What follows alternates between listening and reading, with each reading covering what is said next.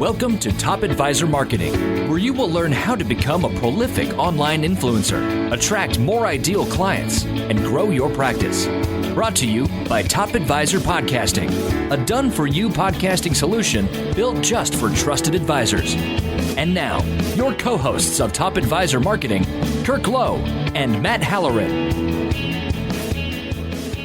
Hello and welcome to our Olympic special podcast.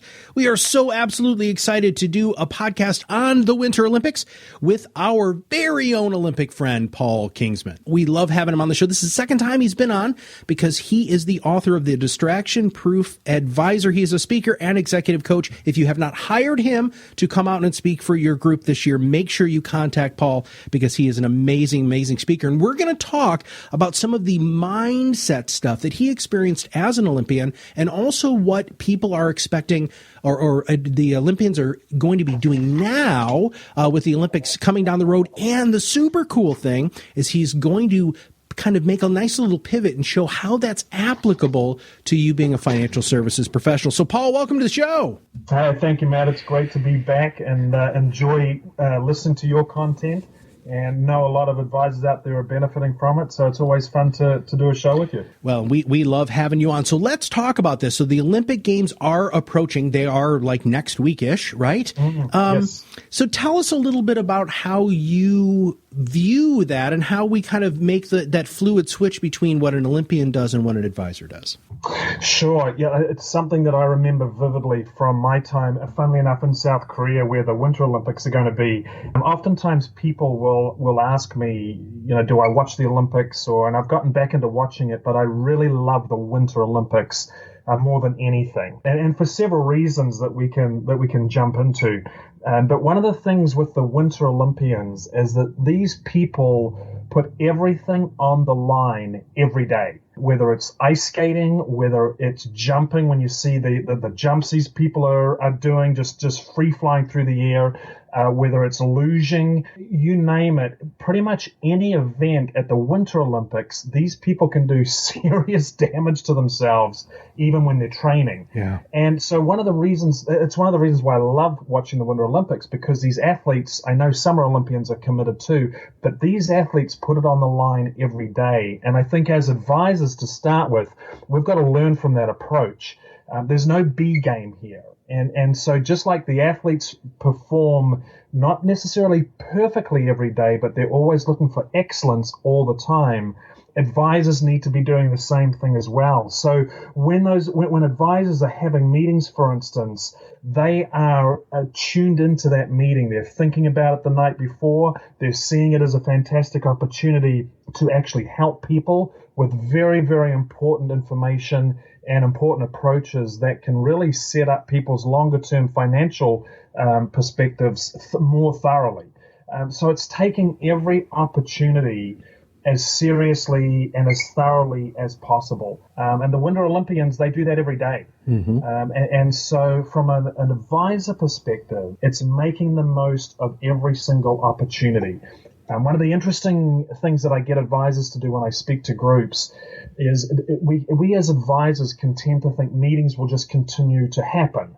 And while that's true, at the end of every year, when you look back over your calendar, there's a finite number. There is a finite number of meetings that you've held as an advisor. And the question that I challenge advisors to answer is, how many were you looking to perform brilliantly in versus how many did you just take for granted? And oftentimes, without us realizing it, we can just fall into the routine. We can just fall into that everyday routine of, well, we'll have another meeting next week with somebody else, and almost think we can provide a B-game performance.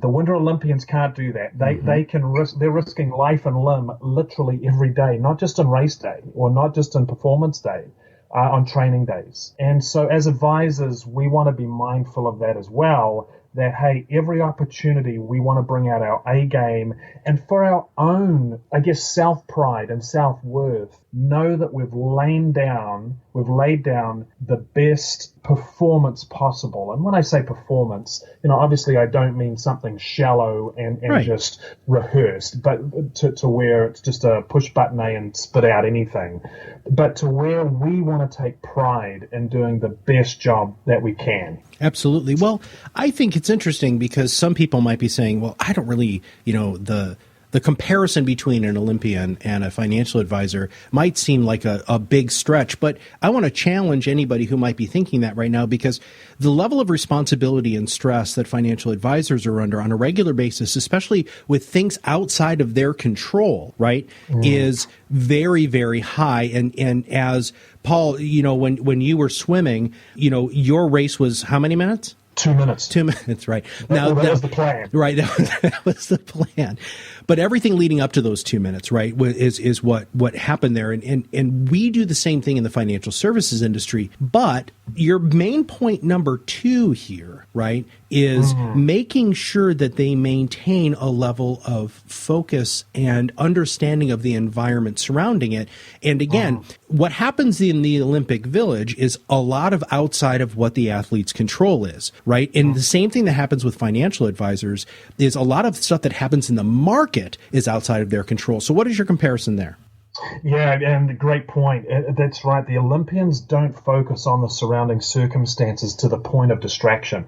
All of them face the same thing. When you go into an Olympic village, you're going to be sleeping in a different bed. You're going to have different environment conditions, whether the air conditioning might be working, the air conditioning might not be working. You're going to be all facing the same dietary circumstances. And so you have to take, as an athlete, you have to take those things in stride, especially when you can't do anything about them, and especially when everybody's facing the same circumstance. And I saw many athletes get distracted and get concerned about, as you pointed out, the very things they couldn't change, to the point of getting so distracted their performances suffered. And so the athletes take those things in stride. It's not like they just ignore them and say, hey, well, they don't exist. Those things do exist, but the athletes control how much attention they give to them. And when you bring it back to the advisor's space, it's exactly the same thing. I mean, think about how much print was put out regarding the DOL, or, for instance, how much talk is there now about fee-based way of billing people is dead based on AUM, or fee-based versus flat fee charging. The robo-space is going to redefine how people provide advice, and so much attention and emotion gets channeled towards these things that sometimes advisors who aren't focused on what they need to be doing every day, sometimes their attention slips and it gets distracted and diluted amongst other issues that they can't change anyway. I mean, when you look at what's happening with the markets now, when you look at what's happening with Washington and globally, yes, the advisors can fret about it, but there's nothing they can do about it. Right. And I would argue, as advisors, we're supposed to be setting the example for clients and getting the clients to focus fully on what they can influence, not all the surrounding noise out there. There are things that they can control, though, and I love your point number 3, because this is totally something that athletes can control and advisors can control. So what is that, Paul? So point number 3 is successful Olympians hang around positive athletes, not the negative ones. And this is something that you don't see on TV regarding the Olympics, but practically every team will have their negative people on board. Even though they've made the Olympics, they've gone there, they're in now a new surrounding, a new environment, and sometimes even to take the pressure off themselves, they'll just start with these little negative snips about the fact that they couldn't sleep, about the fact that it's too cold, about the fact that their bed isn't comfortable, all of these little issues. And before you know it, the other team members are listening to them. And I made a point when I was at the Olympics, especially in 1988, of just getting away from the naysayers on the team and really surrounding myself with positive people. And it's the same with advisors. You, especially if you're working in an office with 30 or 40 other advisors, you're going to always hear negative commentary from someone. Whether it's about interest rates, whether it's about what the Fed's doing, whether it's about what the government's doing, tariffs, all sorts of different things. You can't buy into that kind of stuff. As legitimate as they might make these issues sound, you've got to remember why you're there and steer clear of those distractions. One of the best things I did, Matt, when I went to training for Morgan Stanley, when I first came back to the States, I started at Morgan Stanley in 2001. I was in World Trade Center in June, July of 01. We were the second to last class to go through before 9/11. We were the biggest training class that Morgan Stanley had ever had. I think 380 of us at that stage. 4 of us decided that once we left there, we would connect with each other every month. And we set up our own teleconference between the 4 of us. And it wasn't a gripe session. It was an hour-long call where we listened to each other, where we built each other up, where we told each other, and these were other guys all around the country, where we told each other what was working, what we tried and what didn't work, where we critiqued each other for how we were sounding regarding our value statements, all those kinds of things. And the 4 of us had a really good friendship out of doing that. And so you've got to be intentional about seeking out positive people. And not permitting as I said, the negative naysayers, the headline readers and communicators get top billing for your emotional energy and focus. So I'd encourage people out there to find peers similar to themselves. And these days, Matt, it's a lot easier because everybody's got most companies have their ADV posted on their website. Mm-hmm. So it's easy to see, what companies are managing what kind of assets or what people are managing what kind of assets, to reach out to some different people out there across the country, but who are like-sized relative to firms and aspirations, and connect with them. And as a bonus, I'd suggest stretch yourself a little bit and go and look for somebody who's managing a little bit bigger business than you. So, for instance, if you're managing 50 million, find somebody who's at the 65 to 75 million mark. And so you've kind of got them stretching you a little bit. Mm-hmm. But be careful about who you hang around and make sure you're dialing in with positive people out there who are seeing the silver lining in any cloud. Now, that leads us directly into point number 4. A lot of advisors focus on the exception, not the rule. The times that they didn't do a good job versus the times that they did. Now, you have a very good comparison between Olympic athletes and how advisors need to change their mind on that, right? Absolutely. The successful Olympians always create a positive highlight reel in their mind, and they're continually reinforcing those times where they've performed brilliantly, those times where they've performed flawlessly. Yes, we know it doesn't happen all of the time, but the point is we want it to happen every time. So yes, while we can acknowledge realistically it hasn't happened all of the time, nevertheless, this is how we want it looking going forward. And so the successful athletes always have that self-feedback where they're seeing the performances happen flawlessly. I'm not talking about sort of wishful thinking or, just manifest it and it will happen. We all know Olympic medals just don't fall into your lap. Just like building a business from 50 million in AUM to 150 million in AUM doesn't happen just by thinking about it. We've got to go out, lay down the foundations, lay down the steps we're going to take, not get distracted, and commit to doing those steps and taking those opportunities all the time. But you're going to have one type of highlight reel playing in your mind, whether it's positive or negative. And so when I talk with advisors who are very positive in building their business reasonably quickly compared to others, they are chomping at the bit for the next meeting, even if the last meeting didn't quite work out how they wanted. They've recognized what they need to correct. They've recognized what they need to tweak. They're now approaching the next opportunity so positive to make this time happen flawlessly that it's, hey, I've learned from the mistakes. I'm only getting better. The next opportunity can really count. And so it's important to remember we'll have one of two highlight reels going on in our mind. And then, of course, there's a bonus thought for all the advisors listening to this is this. When you see an ice skater in front of millions and millions of people fall on their butt, the rest of the world sees that too. You as an advisor, we as advisors, we can often make a little mistake in a meeting relative to how we wanted to say something, and we said it sort of weaker than we wanted to, but the world isn't watching. You watch those ice skaters, most of the time they get back up.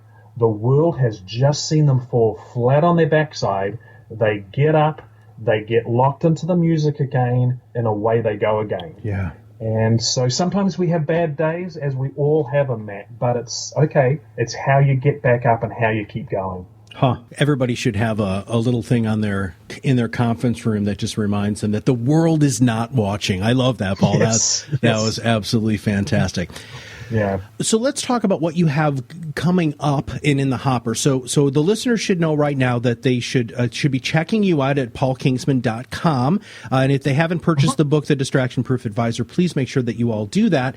But so what sort of stuff do you have on the horizon? It's 2018. I know you're a very goal-oriented person. What sort of stuff do you have that we can be looking forward to? Sure. So busy traveling and speaking to different firms, working on a new talk about the high performance advisor, and also working on a talk very, very specifically about cultivating COI, centers of influence. Nice. There's a lot of information out there, and sometimes, well, there are just ways to do it more effectively, and to get on board with these centers of influence, it takes time. And unfortunately, sometimes the headlines to attract people's attention suggest it happens very quickly. Hey, sometimes it might, but most times it takes a while. But I got to tell you, Matt, it's worth it, because when you get a center of influence and you've cultivated them just perfectly, they are worth their weight in gold. Absolutely.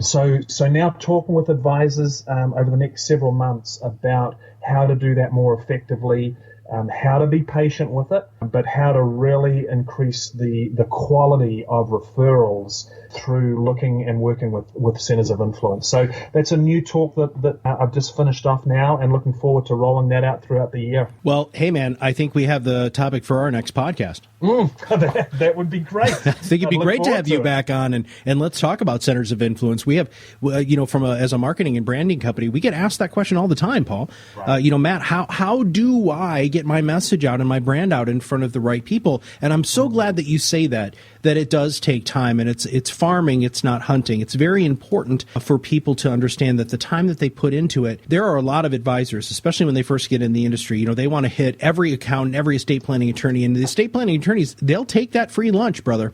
They right. totally will, but unless you take them out to lunch that 7th, 8th time, add great value, it just doesn't work. So, man, I'm so excited about that. We'll have to have you back on, here in a month or so, or 2 months, and make sure that we pick your brain about that. I would love to do that. And one of the things you just mentioned, Matt, and I'll tell you now, I'm going to use this when I'm speaking, is the analogy of farming, not hunting. Yeah. And that's exactly right, because literally so many advisors are looking for that magic bullet, and they don't realize, no, it's putting the seed in, it's going to sleep, it's getting up the next day, it's raking, it's getting out the weeds, it's all of those things for months and months sometimes.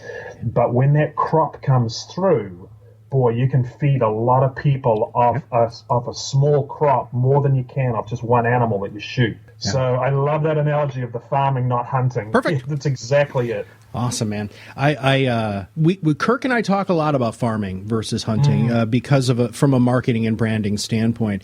And it's very pervasive throughout. The other thing, too, not to get entirely tangential here, but it's you have to give that center of influence what they need, not what you think they need. And so then that really goes along with that farming analogy. If you're consistently I lived in Nebraska for a long time, right? So everybody, corn and soybeans, right? Well, you don't give the same thing to beans as you do corn. But if you're trying to, give the same stuff to beans as you were to corn, you're going to kill the beans. And it's the same thing in a center of influence. Wow, I sounded really country there for a minute, but that's okay. That's okay. All right, man. Closing thoughts about the Winter Olympics. You got anything else you want to share today? Well, it's fascinating from the political perspective with the North and South Korea situation, as of today with the Russian drug situation, and as you can see, plenty of things to distract people. Yeah. But I am just so looking forward to seeing the ice skating, seeing the figures, the luge events. One of the things that the Winter Olympics has done so well, Matt, is that they added events to appeal to the next generation. And so you've got guys like Shaun White and snowboarding, and they've done a phenomenal job at really making this event appeal now across the age groups. So I hope it's a fantastic success. As a Kiwi, there's a small New Zealand team going. As an American, I just hope it's a phenomenal success for the US team, and look forward to seeing great Winter Olympics starting next week. Well, thank you, Paul. And for Paul Kingsman, Kirk Lowe, and all of us here at Top Advisor Marketing, this has been our Olympic special podcast. If you have not subscribed to our podcast yet, which I can't believe if you haven't done that, but if you haven't, please make sure you subscribe to the podcast by clicking the subscribe now button below. So every time we have somebody like Paul on, you will get that push directly to your listening device. All right. I will see all of you on the other side of the mic very soon.